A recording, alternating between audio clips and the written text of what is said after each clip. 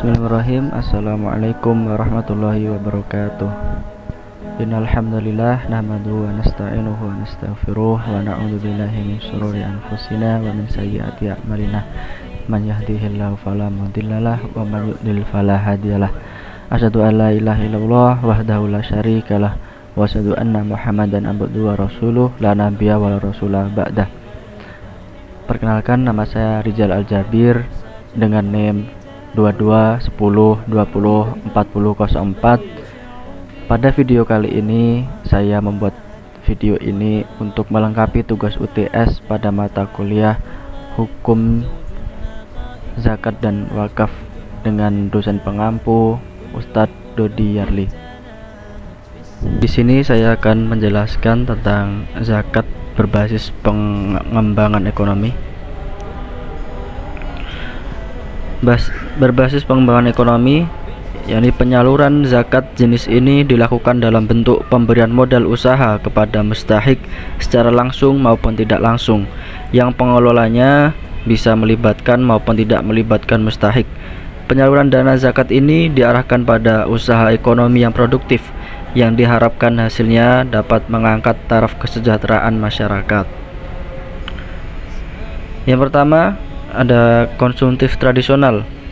Maksud pendistribusian zakat secara konsumtif tradisional adalah bahwa zakat dibagikan kepada mustahik dengan secara langsung untuk kebutuhan konsumsi sehari-hari, seperti pembagian zakat fitrah berupa beras dan uang kepada fakir miskin setiap Idul Fitri, atau pembagian zakat mal secara langsung oleh para muzaki kepada mustahik yang sangat membutuhkan karena ketiadaan pangan atau karena mengalami musibah.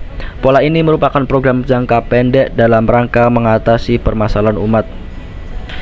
Yang kedua, ada konsumtif kreatif, yakni pendistribusian zakat secara konsumtif kreatif adalah zakat yang diwujudkan dalam bentuk barang konsumtif dan digunakan untuk membantu orang miskin dalam mengatasi permasalahan sosial dan ekonomi yang dihadapinya.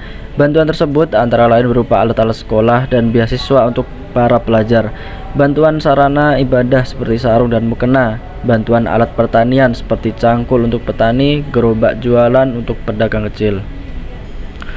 Yang ketiga, ada produktif konvensional, yakni pendistribusian zakat secara produktif.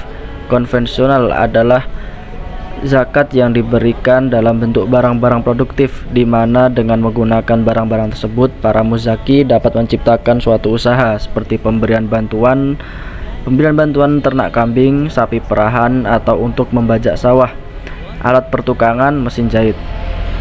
Kemudian yang keempat, ada produktif kreatif, yakni pendistribusian zakat secara produktif kreatif adalah dalam bentuk pemberian modal bergulir, baik untuk pemodalan proyek sosial seperti pembangunan sosial, pembangunan sekolah, sarana kesehatan, atau tempat ibadah, maupun sebagai modal usaha untuk membantu atau pengembangan usaha para pedagang atau pengusaha kecil.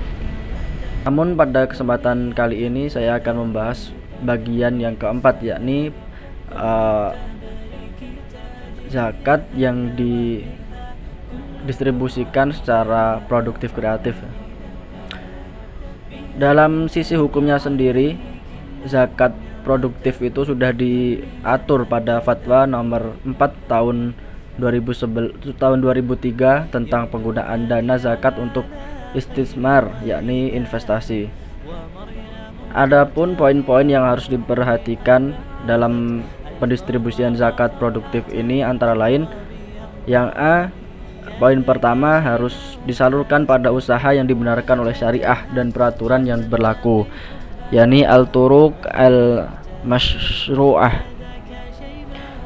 Yang kedua, diinvestasikan pada bidang-bidang usaha yang diyakini akan memberikan keuntungan atas dasar studi kelayakan. Yang ketiga, dibina dan diawasi oleh pihak-pihak yang memiliki kompetensi. Yang keempat, dilakukan oleh institusi atau lembaga yang profesional dan dapat dipercaya, yakni amanah.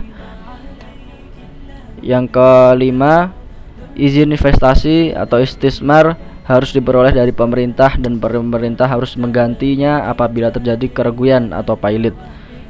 Yang keenam, tidak ada fakir miskin yang kelaparan atau memerlukan biaya yang tidak bisa ditunda pada saat harta zakat itu diinvestasikan. Yang ketujuh, pembagian zakat yang ditakhirkan karena diinvestasikan harus dibatasi waktunya. Jadi itu ada 7 poin tentang hukum dari zakat produktif ini berdasarkan fatwa DSN MUI nomor 4 tahun 2003 tentang penggunaan dana untuk investasi. Semoga dapat demikian yang dapat saya sampaikan, semoga dapat bermanfaat, dan apabila ada salah kata saya mohon maaf. Billahi taufiq wal hidayah. Wassalamualaikum warahmatullahi wabarakatuh.